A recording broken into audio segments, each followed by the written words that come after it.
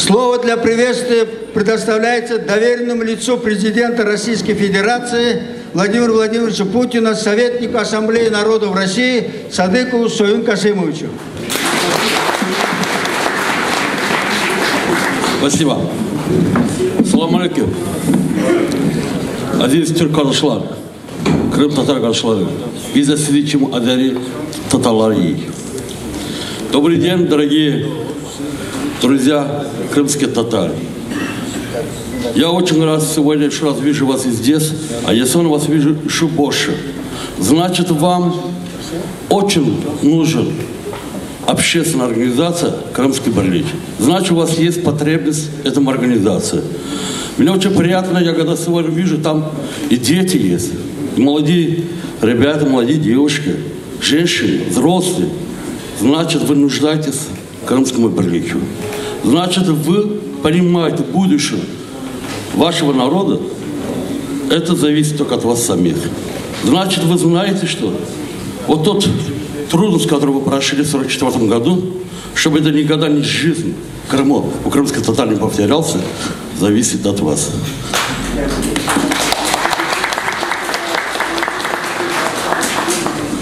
Конечно, вы могли бы провести в другом месте.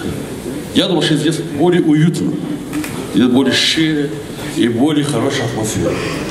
Конечно, многие сегодня не понимают ваших руководств. Это нормальное явление. Потому что вы всего полгода занимаетесь в новом государстве, то есть российским составом государства, создаете свои организации. Да, может быть, они были у вас до 2014 года, но они были не по российскому законодательству. Вы сегодня хотите переходить к российскому законодательству. Вы знаете постановление правительства России, указ президента до 1 января 2015 года. Все, что есть в Крыму, будет работать по российским законодательствам, по российским конституциям. Поэтому к этому надо идти.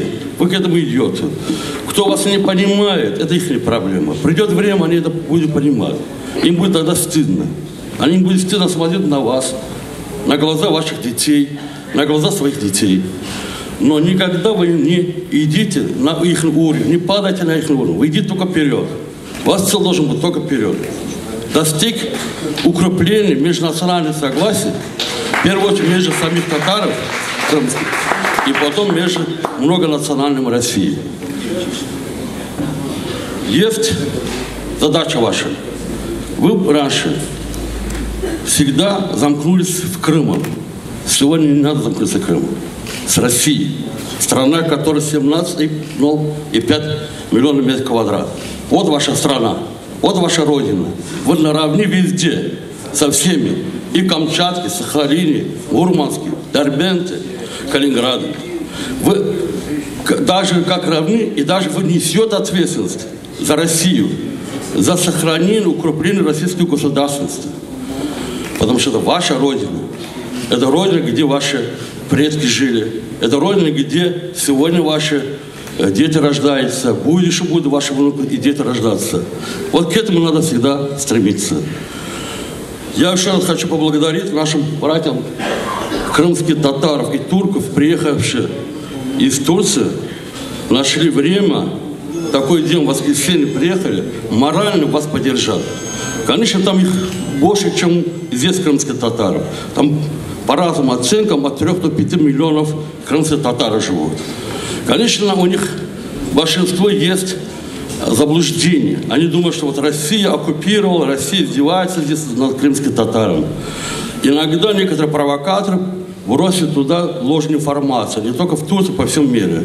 И люди, которые не бывавшие здесь в России или там в Крыму, они верят в эту ложную информацию. Вот вы, крымские татары, должны говорить правду.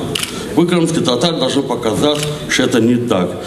Обиды всегда есть. Это без этого не бывает. Нерешаемые проблемы бывают, мелкие проблемы. Но крупные решаемые проблемы решаются. Вы видели нашего президента, недавно его выступление на Народном фронте. Он еще раз напоминал о вашем народе. Он еще раз призвал всех чиновников федеральной власти, чтобы обратить внимание крымским татарам, решить их проблемы. Он еще раз обратился всем народам, чтобы крымские татары и эти народы интегрировались между собой. Интегрировались не только в Крыму, по всей России. Я хочу поблагодарить всех здесь сидящих за то, что вот такой день, воскресенье, вы нашли время, приехали. Такой прекрасный день, когда русские зима, как говорят, снег выпал, это для счастья значит. Значит, ваша организация, ваше будущее будет самым счастливым, самым солнечным. Вот к этому будем стремиться. У меня будет просьба вашим организаторам, что вот вы должны, вчера мне когда сказали, позавчера, оказывается, давно вам выделили землю под мечеть. До сих пор никто ничего не делает. Тот руководитель, который вывел, земля ему пухом, он умер уже. Вы до сих пор ничего не строите. Если не вы, а кто же это будет строить? Мечеть, церковь, синагога, она строится добровольным пожертвованием. Он не может быть хозяином один человек. Это должен быть хозяин все народы, все мусульмане. Вот этим вы должны заниматься.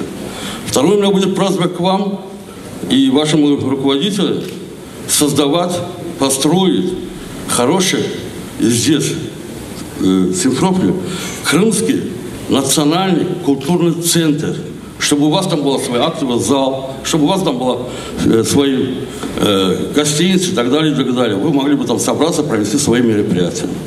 Это как бы моя просьба вашему руководителю и к вам всем.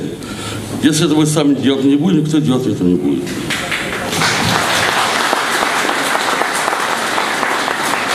Еще у меня будет просьба вашим организаторам, вам провести в Москве всемирный крымский татарский съезд. Всемирный. Потому что вас очень много живут в Америке, Европе, Турции, Иране, Азербайджане. Вот проводить это. Я как Садыков Союз, ваш друг, готов помочь и материально, и морально в проведении этого мероприятия. Вот это вы должны провести. Еще раз, друзья, это надо делать. Кроме вас это никто делать не будет.